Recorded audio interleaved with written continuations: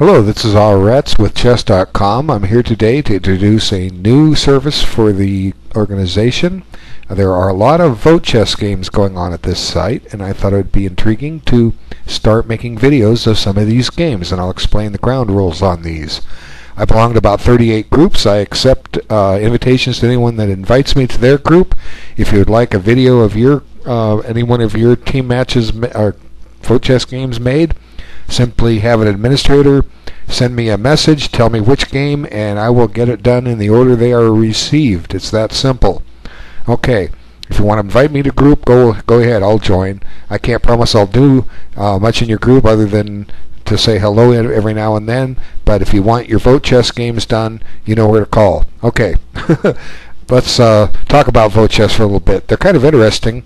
I've seen there are some pluses and minuses to them. Some of them are 10-minute games, and I've seen a few of these. They actually lose on time really quick because whoever was playing leaves and nobody's there to step in time and make a move. So those that take a day are probably the better ones.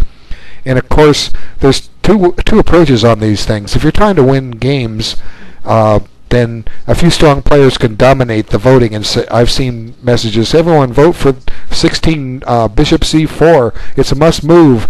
Well, it kind of takes away the spirit of a vote. When we vote for an election, the majority usually wins, right? And just because you don't win a match, maybe move 16, maybe only 3 people would see bishop c4, and 10 people want to play what looks like a good move, rook h5 or something like that. And then the 10 people that made the mistake learn from the mistake when it's pointed out, and the 3 people that got it right can get some credit that they actually found the better move. You know, you don't win the game, but you're here to learn, and you're here to have fun. So there's something to be said for just letting these things go by vote and live with the result, and then that's where I come in, and others can do the same thing and try and put some instructional value on these for the people that are members of the group, because we're all trying to get better at chess, I believe.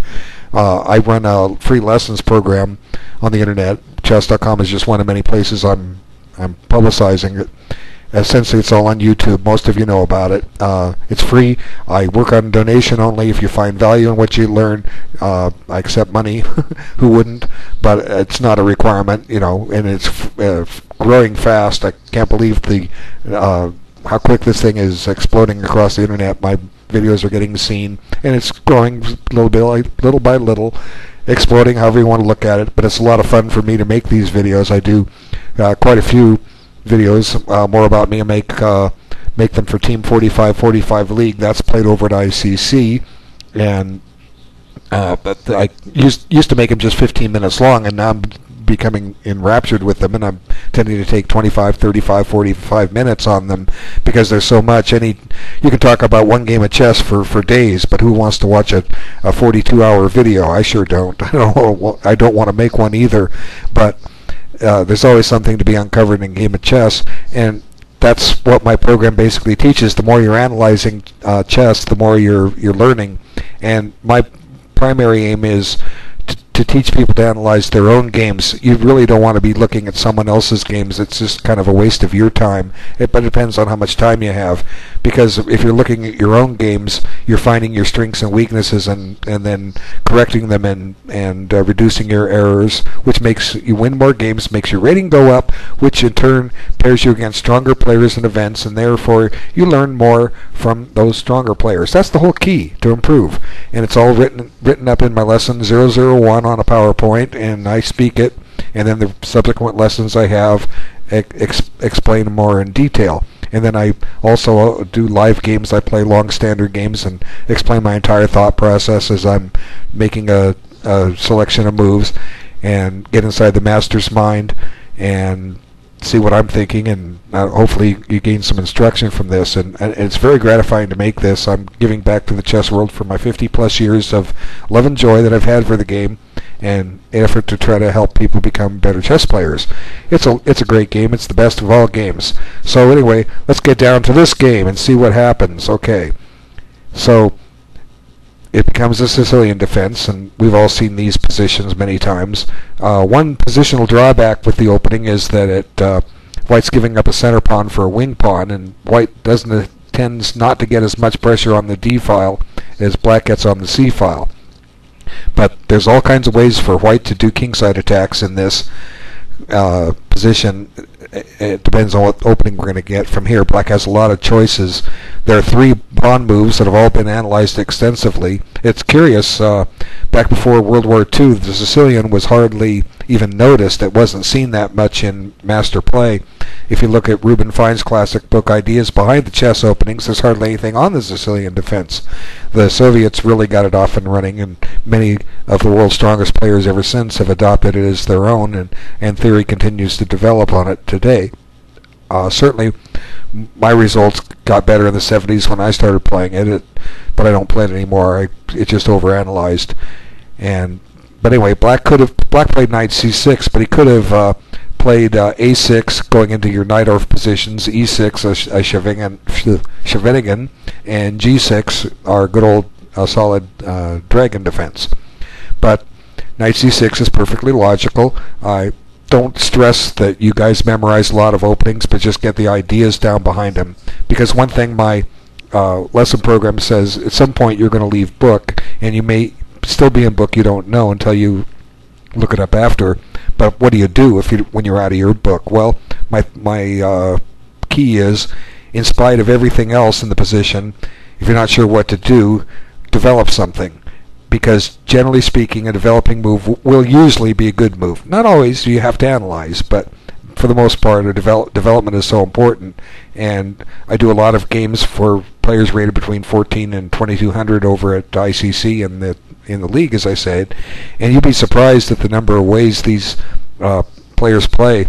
Some of them will not develop their pieces when they need to. They'll accept a gambit and then start weakening their position and wasting time, and then wonder why they got slaughtered in under 20 moves.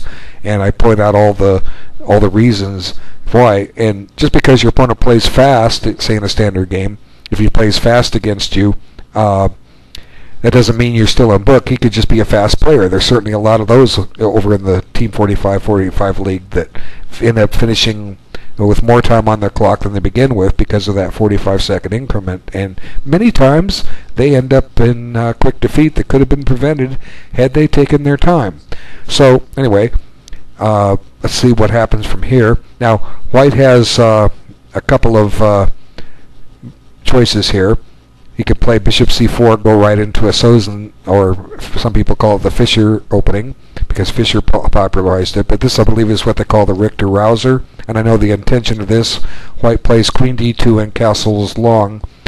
Black will castle short. White will try to attack black's king and checkmate it. That's the basic idea. I don't remember all the lines, but that's fine. We can talk about plans when we get there, when we get out of book. And here, queen d2 and bishop e7, and then white castles and black castles. Now we have our basic standard formation here. And now the question is, what do we do next? And again, I'm not exactly sure. Probably the move that white did play is book.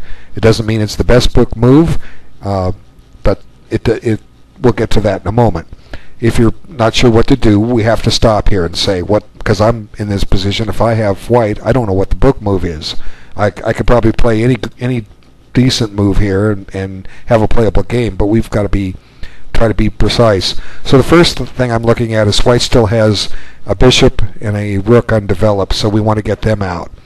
Well, the rook on h1 may be exactly where it wants to be. White will be wanting to run his pawns up the board, and then the rook is already on that file. So logic says keep the rook on h1, at least for now.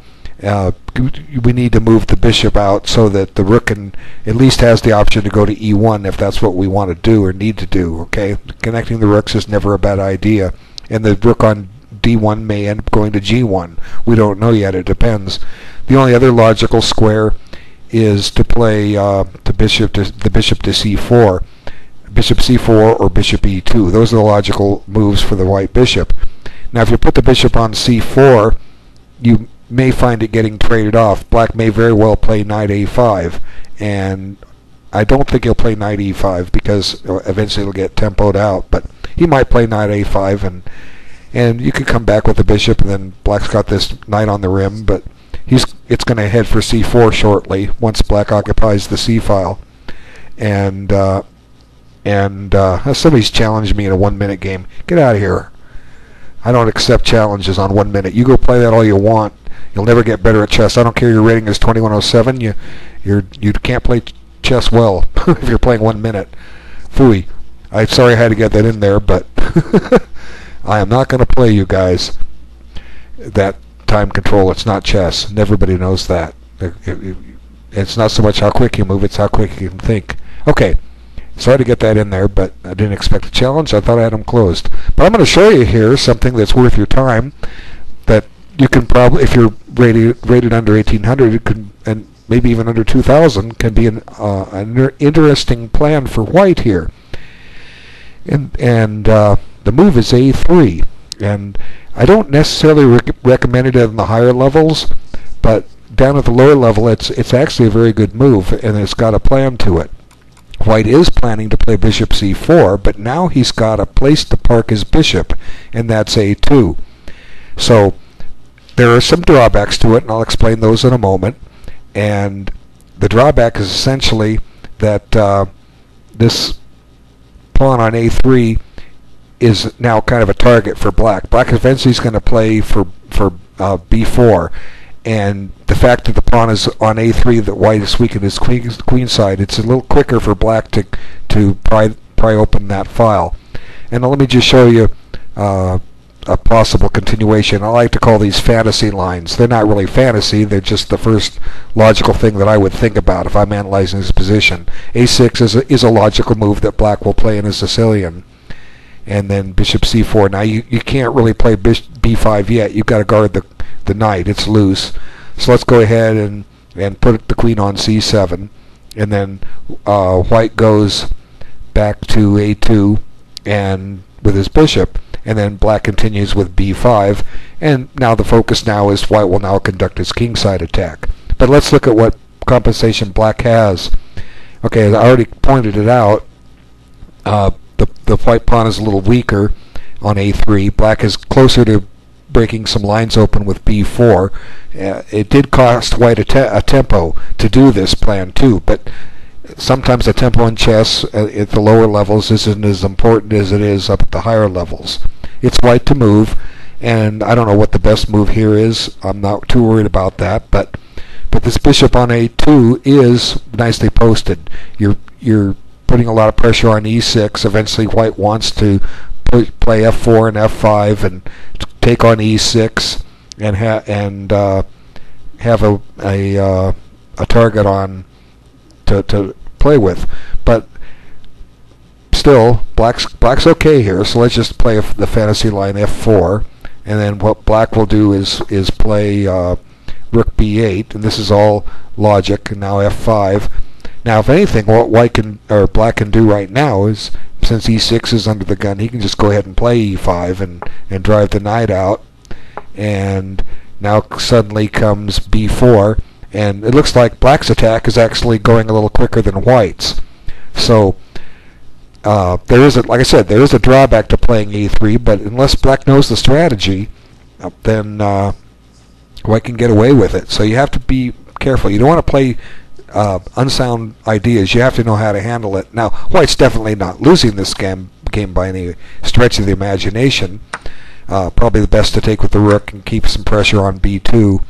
Okay, white's certainly not losing, like I say, by any stretch. His position is defendable, and white will start generating some play here on the king side in a moment. As a matter of fact, if one drawback with taking on b4 is to white might choose to now mess up the black pawn structure, and he's going to be able to do that. Okay, and that the rook needs to get out of danger, and then the pawns are going to be doubled, and who knows? And I'll get to it. It might be that d6 is weak, but just because this line doesn't work exactly doesn't mean that this whole plan is bad for black. It's a great plan. Black could take time if this was evaluated that white's going to win and safely win the pawn on d6. Black could precede all this with a nice preparatory move, rook to d8, battening down the hatches on d6. So there's always a way to play a move a variation a little bit better. And who's to say in this position that even after e5 that white might not be able to play bishop takes and then knight d5 and double up the black kingside pawns. But like I say, it's not important if this variation has allowed that. It's how you evaluate that variation. And I want to make a point that I've made in a few other videos. This kind of happened when I first started making videos. Somebody was criticizing the fact I was missing things or something, and I can't believe you missed these moves. And I didn't really take offense to it, but I kind of had to set the record straight, and I'll give my opinion on this. I think a lot of chess authors, chess teachers, and grandmasters and so forth have a severe ego problem when they're presenting their notes to annotations to game. They seems to want to stress to be 100% perfect, and I'm telling you right now, you don't have to be. And there's a reason why they do this. Some of it I think goes back to what I used to see in Chess Life back in the 70s. Larry Evans had his column, Larry Evans on Chess, and people would write into the letters to him, and they'd point out some flaw in a grandmaster analysis. And just to give you an example, it might be, "Oh, dear Mr. Evans, I was analyzing the game between Benko and Gligorich, and Benko is saying after move 27, if he plays bishop h4, that he's going to get this tremendous attack and yada yada yada," and gives all these notes, and then but down here the third line, if you look, this thing is flawed, and suddenly black is winning. My God, I've refuted a grandmaster. And Evans looks at it and says, "Well, good job, you got it right." And now really all this has done is this person has wasted their time looking at someone else's game, trying to find analysis flaws. And now you know who's supposed to do that? The grandmasters. They're supposed to be studying other grandmasters' games, trying to find flaws. Case in point, the first United States World Correspondence Champion was Hans Berliner, and he was going to be playing black against this Russian player, Soviet player, Yakov Estrin, and Estrin was considered the leading authority pretty much on the two knights defense. He'd written a book on it and everything. Well, Berliner got a copy of that book and started going over it and over it and over it, and he found a flaw in the analysis that suddenly instead of black losing, black would be better, and he played it. He played right into it, and he won the game from Estrin, and he ended up becoming a world correspondence champion by a pretty big margin. So that's the people that go in and dig and find flaws. My lesson program stresses that it's best to analyze your games, because your games are the ones that you're familiar with your play. You don't have to try to determine somebody else's style of play or you don't. And grandmaster games, the mistakes aren't there. You need to be seeing mistakes and finding out why they're mistakes, so that you can correct mistakes and learn a better strategy. Because my program is real simple. What it basically says is, if you reduce your mistakes, you're going to end up winning more games. And when you win more games, your rating goes up. And when your rating goes up, you play stronger players, and you will learn from playing those stronger players. And that's the basis of the system. So reduce your errors, and you're fine. So I'm making some errors in this analysis, and I see some other possibilities. There's counters. If anytime that knight goes to d5, e4 becomes unprotected. It becomes very tactical, and this is ideal if you're a correspondence player, and many of you here at ChessDotCom are playing online games, and I see a lot of you playing them real quick. Hans Berliner, the aforementioned Hans Berliner, suggested you take a top-flight chess, take 3 hours per move. In some cases, you want to take more, but if you're spending a long time analyzing your chess, your ability is going to go up, and that's what I stress in my program. And just go to my website; it's on my profile, and you'll find the free lessons tab right there. Have a look at the whole site. It's going to expand soon. There's going to be a whole lot more there than you see now. It's coming. All right, let's get back to this game. Kind of made my points about the variations, but I wanted to show you something. This little A3 trick to tuck the bishop back to A2, and it's not as perfect as it looks. So anyway, What white does instead is, oh, he doesn't play e3. I have to click the right spot here on the PGN. Okay, he plays f4. And chances are that's book, but I don't know book. Like I said, I would have steered for a bishop e2 myself, but that's not important. And black comes up with this. I think it's a very good move, and it's actually kind of interesting. I was looking at this, and I'm wondering about something. Let's just go ahead and look at this. Okay, bishop takes f6. Okay, it has two reasons. Black has to capture one of two ways. If he takes with the g pawn, then h6 becomes a target. Okay, and not to mention the king is directly exposed. So white could go pawn hunting here, and we'll just take a quick look. Black needs to retake. I don't think taking on c3 is any good. Let's see, bishop takes c3, knight takes d8 check, rook takes. It could work. Maybe you could take on this, but let me just show you this line. I'm not trying to evaluate everything to perfection. I just wanted to show you these ideas. Black has given up a pawn, and he could consider giving up another one with queen a5. If he plays queen a5, suddenly Black's getting this terrific pressure against the white king. And where's the white king side attack? It's not there. But for a couple pawns that Black's cleared out of the way, he's got some attacking chances. Yeah, white has e5 here, but then black can be tickling the queen with bishop b7. So we don't know exactly what's happening. But if you're analyzing this in a game where the clock is running, if you're playing this in a tournament game, you know it's an awful lot to look at. And you might, if you feel at home in complications like this and think you can grab two pawns and bank them, well, go ahead. But it's risky, and that's what makes chess fun. But aside from queen a5, what's also interesting is just queen b6, and it has some points. Okay, first off, we're saying you're not going to take this pawn, but now black's got some really interesting threats. The threats basically involve f4. At some point, black wants to play queen e3 check, and what I like to do is burn a move. In other words, I want it to be black's move here, and let's play a bad move for white just to make it black's move. Okay, aside from rook d8 coming, black has moves like rook b8. Okay, rook b8, there's queen e3 check, as I said, and f4 is a little pressured, although queen d2 you can come back, but white's got to be careful here.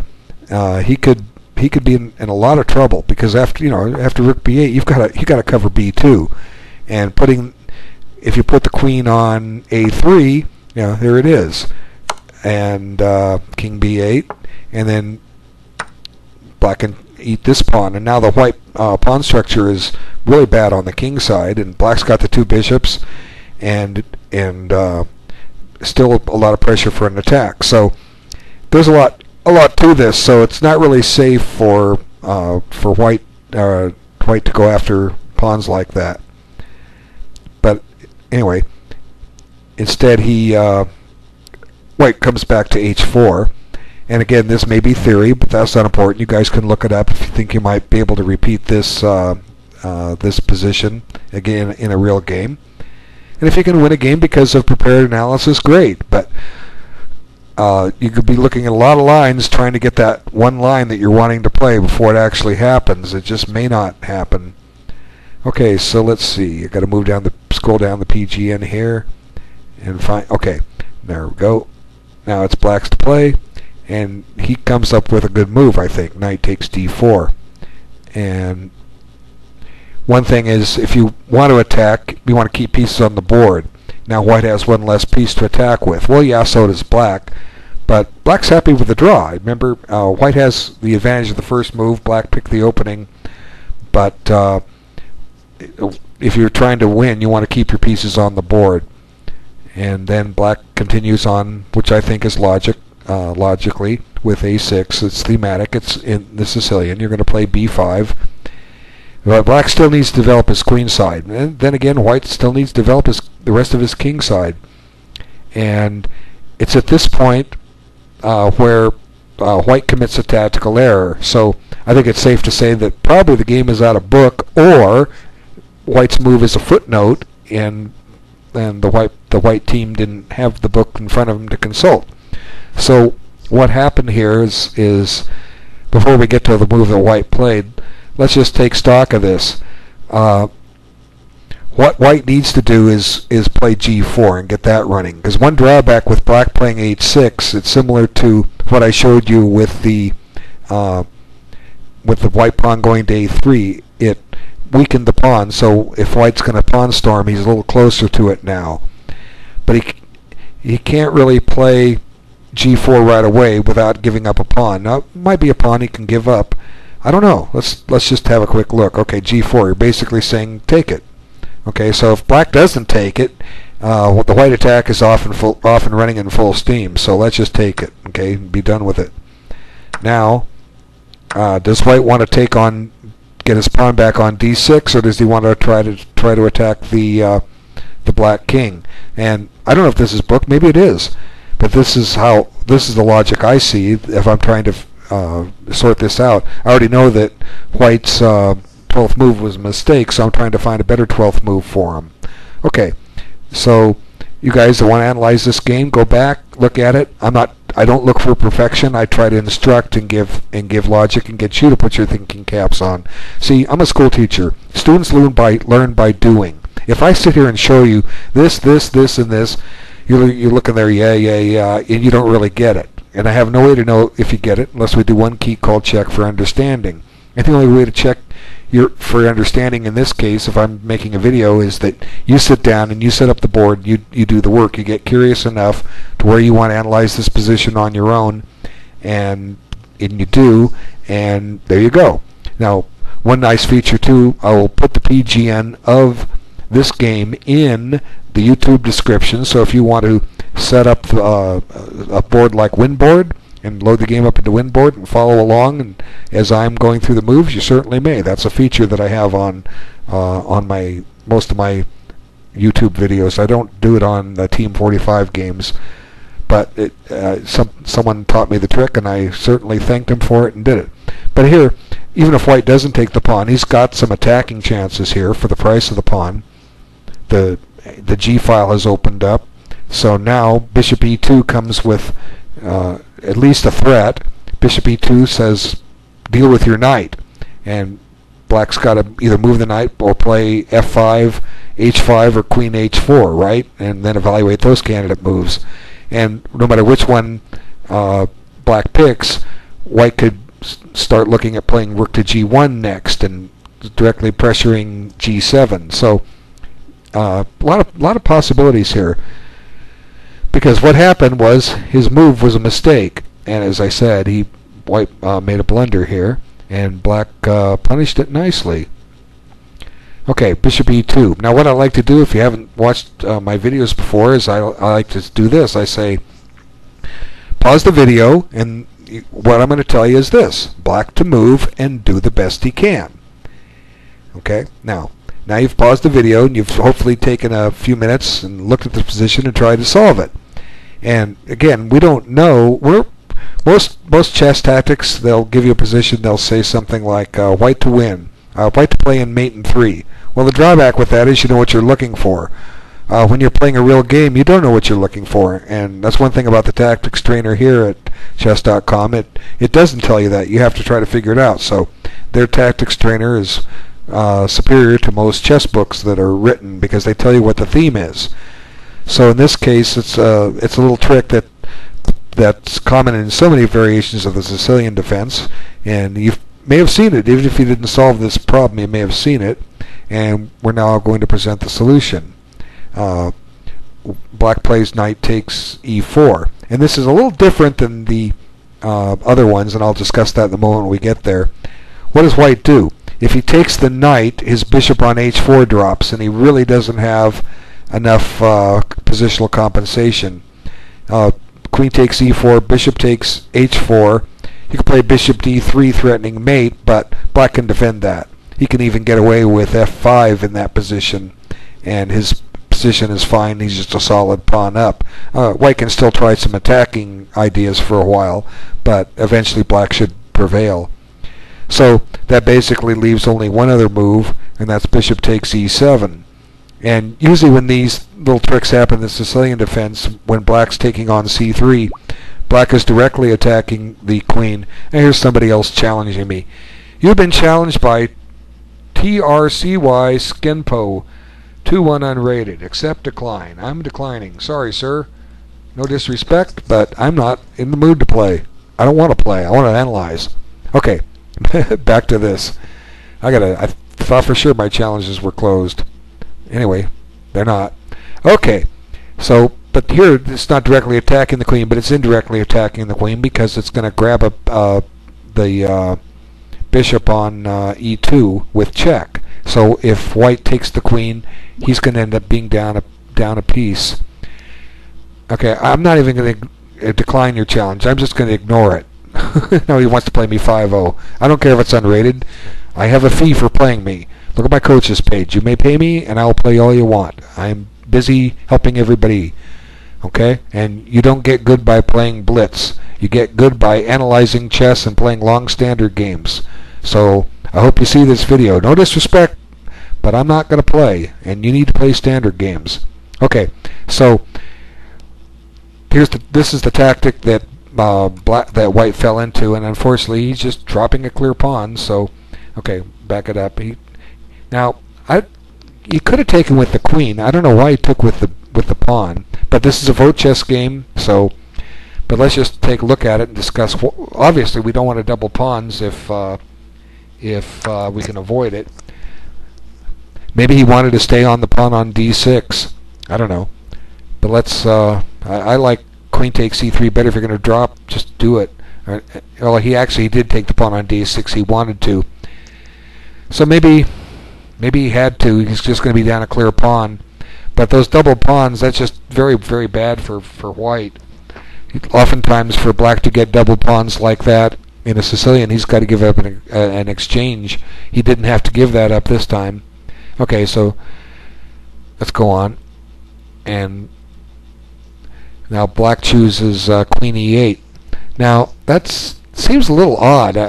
I'm thinking, why shut your rook in? But it's a team vote game. We don't know exactly why. Let's consider. I think 9 players out of 10 would play queen f6, simply because the queen is more active there. It's pressuring b2. But actually, black did have a plan, and it made sense. You'll see it in a moment. But it's just on a reactionary type move. The queen e8 at first doesn't seem right, but white can hold on to c3. That's not a problem. But actually, I can see as I'm looking at it more, it is making some sense. Black needs to develop his queen side, and he needs to play b5, and the white queen is awful active in there. So having the queen on e8 can do a few things. If black needs to play b5, it'll keep the white queen out of c6. But anyway, unless you analyze the things out, you don't really know. Okay, so queen e8 is what he played, and then white keeps up the pressure, what a little pressure he has. But really, the white pawn structure on the queen side had shattered. I believe black is close to having a winning game here, and this next move, really, that's powerful, and it shows the purpose of queen e8, because now white's got to deal with that weak a pawn. It wasn't weak before, but without a b pawn to support it, you got to use the king to support it. You can't just push it to safety. Well, he could, but he could play a3 here, but then the pawn a3 remains a target, and black will get some pressure here eventually. Well, maybe not. Let's see. Oh wait, you got indirect shots on f4. You're not on there yet. The queen's on d6. This a3 might have been playable, and actually it kind of looks okay at first glance. How does black develop his queen side? That's a good question. How does he? The white bishop on f3 is pressuring the pawn on b7. It's pinned, and how's black gonna follow this up? We'd love to chase the queen out of d6 and grab that pawn. I don't know. This is my first inkling is unclear, but that black should be better simply on on pawn structure, but he can't move his queenside, period. If he even puts the rook on a7 so he can play b5, queen b8 comes in. It's a very interesting position. a3 may have done it. a3 may have done it. It makes a big difference. So, you know, I didn't realize this the first time I looked through the game. I will always change my opinion of a position. Again, I don't look for perfection, and you shouldn't either. You should be not on the first try anyway. Down the line, yeah, fine, but you don't need to prove perfection. But a3 seems to hold up. Black's got a little trouble here. What's he going to do? Okay, in other words, so what we need to do for white is we need to continue finally with what our plan was with g4. But before we play g4, what is black's move? That's a very good question. Well, you can play queen c4, but still, black's got some problems that haven't gone away. How is he going to develop his queenside? Now, for the moment, he's on the pawn on c3. Well, big deal. Okay, it shouldn't be that much of a problem. Okay, white can hold on to that. It's now white's turn. Okay, now white finally gets going with his g4 idea, because that's what you're going to do. You're going to storm your pawns, right? Now, what's black do? Well, he still can't move his bishop. He still can't move his rook on a8. That's leaving his queen. Well, you can take a pawn. Okay? You can take a pawn. Well, g5. Okay? g5. May not be the best move, but it's a start. Okay? So white's threatening to break the king position open up a little bit. Now white's got a nuisance check, but after king d2, now the queen's loose, and where's the queen go? It goes to b2, and black still can't continue his development. Okay, so g5 may or may not be the best move, but now at least white's getting his action going that he's always wanted since he selected this opening variation. So a3 may have done it. Okay, so I got to find on the PGN where we were. This interface works a little different than other interfaces. I'm getting used to it. So king b2 was what was voted on, but that just gives black a tempo to start doing what he wants to do, and that's to do a little checking and get that queenside untangled. So queen b4, and then here white's happy to trade queens because it undoubles his pawns. But let's think about it for a second. What if white just goes back to c1? Okay, if he goes back to c1, there's three things that could happen. Number one, white could play queen a4, and the game could be quickly drawn by repetition. Or black could play queen a4, and white could now find the correct move, a3. Sometimes you repeat the move one time, maybe twice, just to gain a little time on the clock and to find a good other move to avoid the draw. So what does that leave white, or where does that leave black? Can he get his queenside developed? Well, maybe he can get away with rook a7 here, because now on queen b8 we have queen c5, and now black's ready to play b5.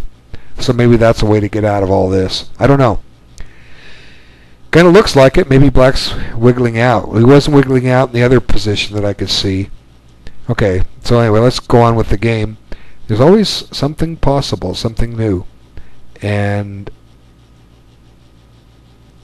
then black finally gets his queenside almost developed. Okay, so let's move on. And white grabs a pawn, but it's kind of a risky pawn, and you'll see why here in a matter of moves. Black's getting all this activity. So now, by doing this, that pawn is proving to be costly. White has walked into open lines on the b file, and there's going to be a nasty discovery here in just a moment. Okay, so for the moment, Black is down a pawn, but he's winning the exchange, or the quality, as it's known in many parts of the world. And there it is. You're winning the material, and now logically it's a Black win. He's just got to prove it. And White has a 3-on-1 pawn majority, but the fact that the pawns are doubled isn't enough. If they weren't doubled, Black would have some compensation here, but White would still be better off. Now it's just a matter of getting ground down in the ending, and Black does a pretty nice job. There, he just won a pawn. White wasn't careful, and really, trying to analyze a lot of this out is kind of fruitless. I'm just going to wrap it up here because Black just has too much going. White doesn't have enough compensation, and that 4-on-2 pawn majority now is just deadly. So Black could safely resign at any time, but he keeps playing. And just a few more moves. So this isn't one game necessarily to the one player played. It was a team vote. We don't know exactly how they voted, but it's certainly something that can be instructive from, just for the fact that a lot of plans are shown and ideas are shown and ways to analyze are shown that can be beneficial. And that's the whole point. If I make a video, I try to make it educational, and if you watch it, you learn something. So therefore, we both accomplished our aim. I've got the humanitarian satisfaction of showing you how to improve your game, and you have in turn improved your game. So we're just about over. Really, this game's over. I don't know why he's playing, or the team is playing, but oops. Then they went to work, and that was convincing enough. But anyway, there's certainly a lot to learn in any game you look at, and hopefully I've shown those of you that are not sure how to analyze games some ways to analyze. Think about development, think about the position a little bit. So the Queen E8 idea may not have been all that good after all. I changed my opinion of it as the game went. And the first couple times through, I had to change my opinion of it also. But after looking at a lot of games, I want to do one for quick moves first. And this was the most interesting one. Although it was one they lost, to me it was a very intriguing game. And there's certainly a lot of points in there that you can pick up on. But White never got his desired kingside attack going, and sure enough, Black got his, and there were his queenside attack, and there were certainly plenty of options in the side notes for Black attack on the enemy king. Well, anyway, as I said, I'll make more of these soon. I'll make the post whenever I get this video uploaded and posted. I'll make that, and I'll make a call, and I basically rely on the if I'm in your group, send me a message. If I'm not in your group, invite me. Tell me which game you want, and I'll dig it up and I'll make a video, and we'll post it in this same thread. We'll keep it going. I want to thank everybody for their time. If you're familiar with my work, thanks for coming back to see it again. If you're not, I hope you liked it. These videos do go a while, but that's basically almost 45 minutes of free instruction on your part. Pay a private coach, pay me. I charge $20 an hour for private lessons. You just got $15 worth of service for free. Well, not really free. You gave up your time. But again, I thank you for it. I wish you all good chess, and look forward to making another video for you real soon. Take care.